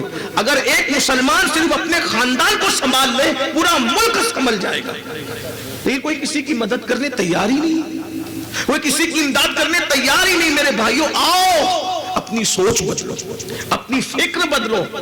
ہم نے 1 کروڑ کے مینار تو بنا لیے، لیکن ہم نے اپنی قوم کی بچیوں کی عزت کی حفاظت کا کیا سامان کیا؟ یہ 1 کروڑ کے مینار ہماری عزت نہیں بچا سکتے۔ مینار بناؤ لیکن 1 کروڑ کے مینار ہماری عزت نہیں بچا سکتے۔ عزت بچانا ہے ایک دوسرے کی مدد کرنا سیکھو، ایک دوسرے کی امداد کرنا سیکھو۔ صحابہ کرام نے اعتکاف توڑ دیے مدد کے لیے۔ حضرت عبداللہ ابن عباس اعتکاف میں تھے، ایک شخص مدد کے لیے آیا، آپ نے جوتے اٹھائے، مسجد کے باہر نکلے، شاگردوں نے کہا حضرت اعتکاف میں ہو، اعتکاف ٹوٹ جائے گا۔ فرمایا اعتکاف ٹوٹے گا تو بعد میں قضا کر لوں گا، لیکن میرے آقا فرماتے ہیں جو کسی مسلمان مجبور کی تکلیف کی مدد کرنے کے لیے چلتا ہے، ہر قدم کے بدلے اللہ اسے مسجد نبوی میں 2 سال اعتکاف کرنے کا ثواب عطا کرتا ہے۔ ہم کس کی مدد کر رہے ہیں؟ ہم کہاں مدد کر رہے ہیں؟ حضور شیخ اعظم سے سیکھیے، غریب پرور پیر سے سیکھیے، غریبوں کی مدد کیجیے، غریبوں کی امداد کیجیے۔ آج ہی نہیں، یہ خانقاہوں میں لنگر کا سسٹم کیوں تھا؟ غریبوں کی مدد کے لیے، لیکن آج سب بدل دیا، سب چوپٹ کر کے رکھ دیا۔ تو وہ لڑکی درہم و دینار لینے کے بعد جب کفل نے کہا میرے گھر چلو، تھوڑی دیر بیٹھ جاؤ، وہ لڑکی ساتھ چلی گئی۔ جیسی وہ لڑکی گھر میں پہنچی، کفل نے جلدی سے سارے کھڑکی دروازے بند کر دیے، اور جب سب کھڑکی دروازے کفل نے بند کر دیے تو بند کرنے کے بعد دھیرے کھسک کر کفل اس کے آگے آتا رہا، اور جیسی قریب آیا لڑکی کھڑی ہو گئی اور تھر تھر کانپنے لگی۔ ایک بات یاد رکھنا، اللہ دولت سب کو دیتا ہے لیکن اپنا خوف سب کو نہیں دیتا۔ جس سے محبت کرتا ہے اسی کو خوف خدا عطا کرتا ہے۔ اگر آپ کے دل میں خوف خدا نہیں ہے سمجھ لیجئے اللہ محبت نہیں کرتا۔ دولت تو وہ کافروں کو بھی دیتا ہے، دولت تو وہ فرعون کو بھی دیتا ہے، حکومت تو وہ نمرود کو بھی دیتا ہے، لیکن اللہ اپنا خوف صرف اپنوں کو دیتا ہے، اپنے چہیتوں کو دیتا ہے، اپنے پیاروں کو دیتا ہے، جن کے لیے جنت کے فیصلے کرتا ہے انہی کو اپنا خوف بھی عطا کرتا ہے، انہی کو اپنا شوق بھی عطا کرتا ہے۔ اس لیے اگر دل میں خوف نہیں ہے، اب دل میں خوف ہے یا نہیں ہے چیک کیسے کریں؟ جب گناہ کرتے وقت کوئی چیز رکاوٹ نہ بنے سمجھو دل سے خوف نکل گیا، اس لیے کہ خوف خدا کی علامت ہے۔ جب بھی گناہ کرنے کو دل چاہے گا یہ تصور ضرور آئے گا اللہ دیکھ رہا ہے، اور وہ دیکھ رہا ہے۔ اور دیکھ رہا ہے ہوا معکم اینما کنتم، تم جہاں کہیں ہو اللہ تمہارے ساتھ، نحن اقرب الیہ من حبل الورید، اللہ تمہاری شہرک سے زیادہ قریب ہے۔ اس لڑکی کو کپ کپی آئی، تھر تھر کانپنے لگی۔ کفل نے کہا کیا ہو گیا تجھے؟ اس نے کہا کفل یہ گناہ تو نے بار بار کیا میں جانتی ہوں، لیکن آج سے پہلے میں نے کبھی نہیں کیا کفل۔ اس نے کہا کوئی نہیں دیکھ رہا ہے، اور اگر کوئی دیکھ ہی رہا ہوتا تو سماج میں تیری مدد کس نے کی؟ کسی نے تو تیری مدد کی نہیں، کس سے تو ڈر رہی ہے؟ کہا کسی سے نہیں ڈر رہی ہوں، سب دروازے بند ہو گئے نا، لیکن اللہ تو دیکھ رہا ہے۔ میں قیامت کے دن کہاں سے اللہ کو طاقت لاؤں گی منہ میں کہ اللہ کو جواب دے سکوں کہ میں نے کفل کے ساتھ زنا کیا تھا؟ میں کیسے جواب دے پاؤں گی؟ میرے اندر ہمت نہیں ہے۔ کفل اللہ سے ڈر، اللہ دیکھ رہا ہے، بس اتنا کہنا تھا۔ کہتے ہیں کہ دل سے جو بات نکلتی ہے اثر رکھتی ہے، پر نہیں طاقت پرواز مگر رکھتی ہے۔ بات دل سے نکلی، دل میں اتر گئی۔ کفل نے کہا جلدی سے نکل جا، اگر تو اللہ سے ڈرتی ہے میں بھی گناہ نہیں کروں گا، جا جلدی سے۔ ادھر وہ لڑکی نکل کر گئی، ادھر موت کا فرشتہ گھر میں آیا، کفل کی روح نکال لی۔ کفل مر گیا، کفل مر گیا۔ جنگل کی آگ کی طرح پورے شہر میں بات پھیل گئی، کفل مر گیا مر گیا مر گیا۔ کچھ زاہدان خشک آپس میں بات کرنے لگے، بڑا مجرم تھا، بڑا پاپی تھا، بڑا گنہگار تھا، مر گیا، منہ کالا ہو گیا ہوگا، یہ ہو گیا ہوگا، وہ ہو گیا ہوگا، سب باتیں کرنے لگے۔ لیکن کچھ اللہ والے تھے، انہوں نے کہا کفل کیسا بھی تھا لیکن تھا تو مسلمان، چلو اس کے جنازے میں چلتے ہیں۔ جب اس کے دروازے پر آئے تو نور کے قلم سے، اللہ کے قلم سے، نور کے قلم سے اس کے گھر کے دروازے پہ لکھا ہوا تھا ان اللہ تعالی قد غفر للکفل، کہ کفل اللہ کے ڈر سے ایک گناہ کو اس نے چھوڑا، اللہ نے اس کے ساری زندگی کے گناہوں کی مغفرت فرمائی۔ ساری زندگی کے گناہ، ایک گناہ چھوڑا اللہ کے خوف سے، ساری زندگی کے گناہ اللہ نے اس کے بخش دیے۔ میرے بھائیوں، حضور شیخ اعظم کے عرس میں آئے ہوں، شیخ اعظم مخدوم پاک اور غوث پاک کے شہزادے، ایسا پیر جس کی شفقتیں، جس کی محبتیں، جس کا پیار، اللہ اکبر، آج بھی یاد آتا ہے۔ یکساں کبھی یہ نہیں دیکھا یہ میرا مرید ہے یا کسی دوسرے کا مرید ہے، جو بھی ملنے گیا پیار دیا، محبتیں دی۔ ایک مرتبہ میں کہ چوچہ مقدسہ حاضر ہوا، پیر سے معذور ہو چکے تھے، آخری ملاقات وہی تھی۔ عصر کے بعد میں ملنے کے لیے گیا تو مجھے اپنے ساتھ اپنے پلنگ پہ بٹھایا، اور بٹھانے کے بعد جو خادم تھا اس کو کہا کہ بھائی ذرا ان کے لیے ناشتہ لاؤ۔ مجھے یاد ہے ہرے رنگ کی وہ مٹر جو ہے وہ ابلی ہوئی حضرت نے مجھے کھلایا۔ مالیگاؤں کے حالات پوچھے۔ حضور شیخ اعظم سے ہم لوگ کا تعلق اس اعتبار سے بھی ہے کہ شیخ اعظم نے 1960 میں جو اپنی زندگی کا سب سے پہلا دورہ کیا تھا دعوت و تبلیغ کے لیے، وہ ہمارے شہر مالیگاؤں کے لیے کیا تھا۔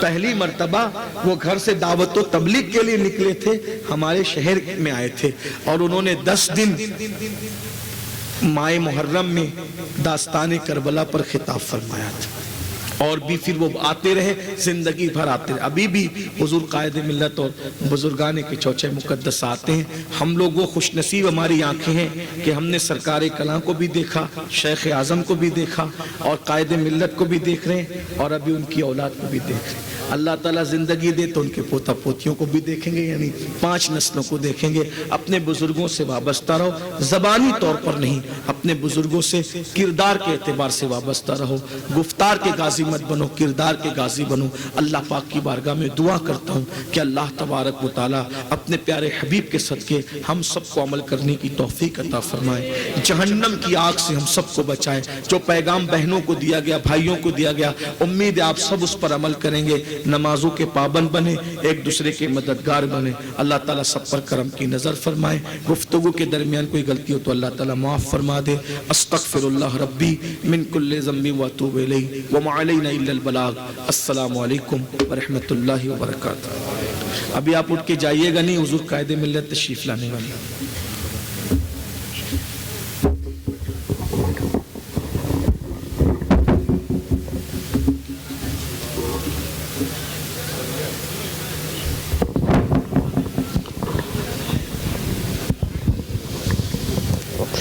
سبحان اللہ۔